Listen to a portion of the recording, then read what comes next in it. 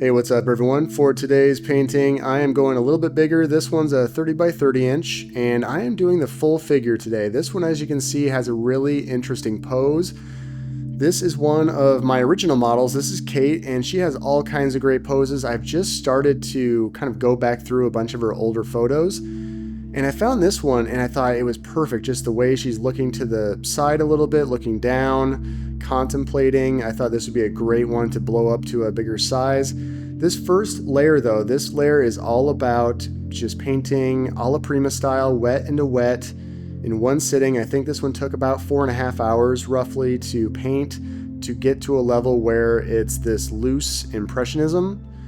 And I'm pretty happy with how this first layer turned out. Now, of course, I do plan on adding some additional layers to this, but as a standalone video, I think this is great to show you my process as far as how I like to paint wet into wet, using the blocking method where I just start with the big shapes first, get those laid out. I'm not really worried about the exact placement at first. I just want something to compare to the reference image. And I have the reference image over to the side. I'm completely freehand painting this, and that's just the way I like to do it. I find that it creates a certain style for me where I just start painting. I don't use pencils or charcoal or anything like that. I just like to start painting, and I think everything got laid out pretty accurately for this one. The idea behind this painting is to start with some really nice, subtle, traditional colors and then start building more and more intense colors as I go. I'm going to get into some purples and some magentas, I think, towards the end, but there'll be some variations, some different color building that happens. I have a concept image that gives me a general idea. I am locking in on this composition though. For this first layer, I want everything to be as close to accurate as possible. The tools I'm using for this first layer is just a wide variety of brushes. I'm using Trekell Spectrum Brights for the smaller black handle brushes. And for the wider green handled brushes, I am using some Da Vinci Fits. They're really great. They have a really similar feel to the bristles that are on these Trekell Spectrums. They both have really fine bristles, so I like using them together when I'm starting a painting. I do want to add some texture though to this painting. I'm thinking when I get to the next layer, when I work on the background, I want the background to have some nice bristly texture to it. I want it to be fairly wide with the brushes I use for the background, and then once I get into the figure itself, I'll start tightening up and using smaller and smaller brushes. But that's just kind of the overall feel. Right now, at the end of this painting, it's very smooth, the sheen is very even, but I want to give it a little texture. I think I've been holding back a little bit with my texture lately, and I'm going to get back into just really going crazy with some texture. So the next layer is all about texture and getting some additional details done, and then once that's all done, I'll start adding color on top of it and going from there.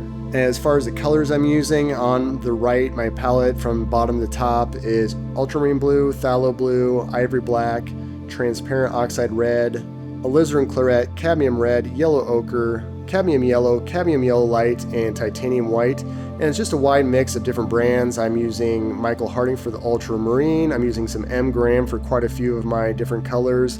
I'm using Lucas brand for the titanium white. That's just been my go-to white. It stays super bright white. It's kind of on the cooler side, but I am actually thinking about exploring some lead white paints here pretty soon, because I think there's something about lead whites that probably won't allow sink-in issues to happen as much, where the colors darken and sinking in when you're using a lead white versus a titanium white. So that's what I've heard. I'm going to see if there's any truth to that, so I'll look forward to letting you know about that when I get some lead white.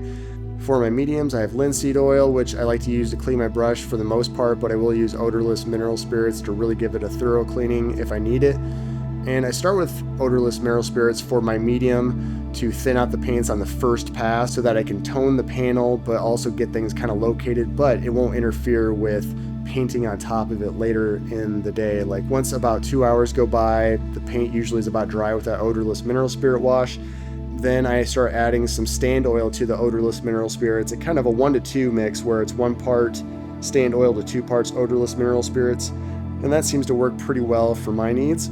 Now, as far as what I decide to call this one, I have no idea yet. I'm just starting to paint this one, but I'm hoping a cool name comes up. Let me know if you have any cool ideas for a name on this one. If you do want to learn more about my process, I have a ton of Patreon videos showing my full process. I have tutorials, exercises, art downloads, all that good stuff. I really do appreciate all of my Patreon members. Thank you so much for supporting me. It really helps me out to sustain my artist practice. I couldn't do it without you, so thank you so much.